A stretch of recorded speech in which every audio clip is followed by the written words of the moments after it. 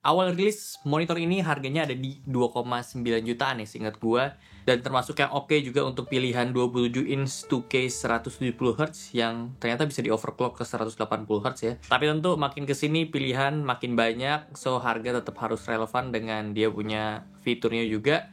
Makanya harga sekarang ada di 2,1 jutaan terakhir gue update. Sebenarnya ini bukan kelas monitor yang gue favoritin atau yang gue cari banget, karena dia itu curve tapi 16:9, bukan curve 21:9. Karena menurut gua esensi monitor curve itu kan untuk dapetin imersifnya dari curve-nya itu sendiri ya, supaya kita tuh kayak into sama apa yang kita lagi nikmatin, entah film atau game. Cuma memang menurut gue ini jadi hal yang gak gue suka juga sih dari monitor 21:9 itu, keterbatasan ukuran atau rasio konten yang kita nikmatin. Kayak banyak yang gak ukurannya 21:9 gitu, nggak yang ultra wide.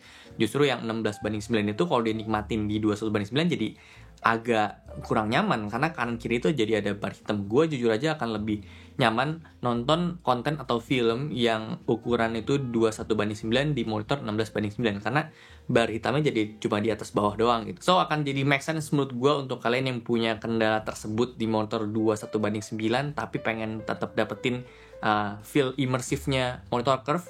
Nah, cuma nggak mau ngorbanin rasio tadi, ya pakai monitor 16:9. Kontennya lebih banyak yang bisa dinikmatin, lebih general aja. Dan kalau kalian butuh main game kompetitif, FPS, ya akan lebih nyaman di 16:9 dibanding yang ultra wide. Jadi ya menurut gue ini bisa dibilang monitor hybrid juga ya, untuk kalian yang punya kebutuhan mau main game FPS kompetitif. Jadi tetap enak di 16:9-nya, dan kalian juga main game racing simulator misalnya yang butuh layar curve, tapi kalian korbanin 21:9 itu karena ya mungkin kebutuhan kalian lebih condong ke yang FPS. Memang aneh menurut gue pribadi juga 16:9 kayak nggak lazim aja, tapi ternyata setelah gue pakai daily nyaman juga sih monitornya. Di samping curve-nya itu gue totally emang lagi suka-sukanya pakai monitor 27 inch 2K. Kayak pixelnya pas rapatnya, terus bidang kerjanya juga itu luasnya cukup. Apalagi sekarang gue udah pindah ke macOS hari-hari, dan sampai sekarang gue masih nggak tahu caranya nge-scale. Kayak bedanya sama Windows, kalau kita pakai monitor 27 inch 4K, terus kita ngerasakan pasti ikonnya atau tampilannya jadi kecil-kecil banget, kita bisa scale ke 150%. Itu jadi tetap dapat 4K tapi icon-iconnya ke scale aja gitu. Nah, beda dengan di Mac OS. Tidak bisa. Gue nggak tahu gimana caranya. Jadi kayak gue udah pakai 27 inch 4K, kecil banget. Ujung-ujung gue harus naikin resolusinya ke 2K juga gitu. Kayak turunin justru. Jadi kayak dikorbanin ya, mending 27 inch 2K aja sekalian, karena pasti harganya akan lebih murah dibanding 27 inch 4K. Hal yang pastinya jadi pertimbangan soal panel juga ini penting ya, karena ini kan curve ya, otomatis akan pakai VA ya kalau panel curve tapi IPS itu pasti kan mahal ya. So buat kalian yang memang butuh needs tinggi ya perlu consider sama panel VA ini, karena maksimal cuma di 250 nits aja. Tapi kalau misalnya untuk kebutuhan kayak di ruangan gua, mostly gua kerja juga tirai ini ditutup ya, jadi nggak ada sinar matahari dari luar, kayak cuman sedikit banget lah. Gue pakai 200 nits tuh udah cukup banget. Dan tentu soal view angle ini nggak sebagus IPS, tapi selama kalian pakainya untuk personal aja ya, jadi pakai di setup kerja kalian dan kalian duduknya itu exact di tengah, ya harusnya nggak masalah. Ditambah dia juga curve ya, jadi pandangan kita juga akan lebih minim pergerakan. Bagusnya VA selama gue coba sih memang warnanya selalu pas aja gitu, nggak yang oversaturate kayak IPS. Dan tentu juga secara kontras VA ini kerasa lebih dalam dan lebih pekat ya hitamnya. Dan dari yang gue tes, monitor ini dapat gamut di 99,7% sRGB, Adobe RGB di 75,4%, dan DCI P3 di 81,2%.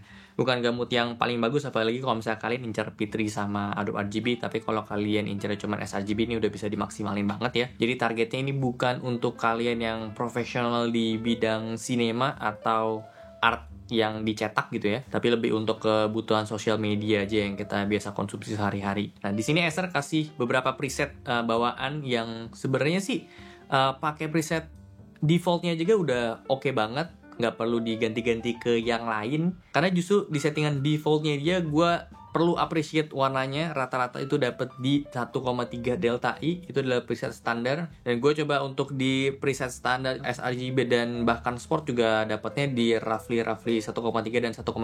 Tapi gue paling rekomendasiin sih preset standarnya dia, defaultnya dia, nyalain udah langsung pakai aja karena dapat warna putih yang paling maksimal juga, paling netral. Nah, gue coba untuk push putihnya lagi sampai benar-benar oke banget, emang bisa putihnya benar netral, tapi sayangnya warna rata-ratanya ini jadi 1,58 delta I. Tapi gue prefer kayak gini, kalibrasi dia untuk kejar warna putihnya karena jauh ya jaraknya dan jauh lebih akurat juga si putihnya dengan korbanin angka atau poin cuma 0,2 dari yang sebelum 1,3 ke 1,5 delta I untuk rata-rata warnanya. Jujur gue cukup impress sama warnanya, padahal dia juga ini masuknya kelas gaming di 170 Hz dia punya refresh rate, tapi gue bisa dapetin di 180 Hz. Untuk claim response time ini di 1 milisecond, tapi ya gue nggak yakin karena dia panelnya VA.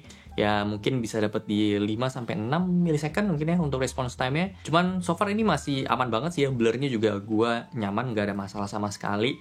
Yang penting refresh rate tinggi gue sih nggak masalah ya. Walaupun kalau kalian mau maksimalin lagi ada fitur VRB juga di sini, tapi ya gue sih nggak nyalain. Worth it banget menurut gue secara harga dan kualitas panelnya dia itu sendiri. 27 inch 2K 180 Hz di 2,1 juta sih oke lah ya. Catatannya paling ada di kakinya dia yang belum ergonomik dan kayak serba tanggung gitu ya kakinya secara tingginya dia.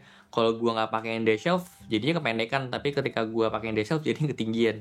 Jadi mungkin lebih ideal kalau gua pakein bracket monitor lagi sih. Dan untuk port juga di sini udah cukup ya, ada 2 HDMI sama 1 DP plus ada port speaker out juga dan dia udah built-in speaker.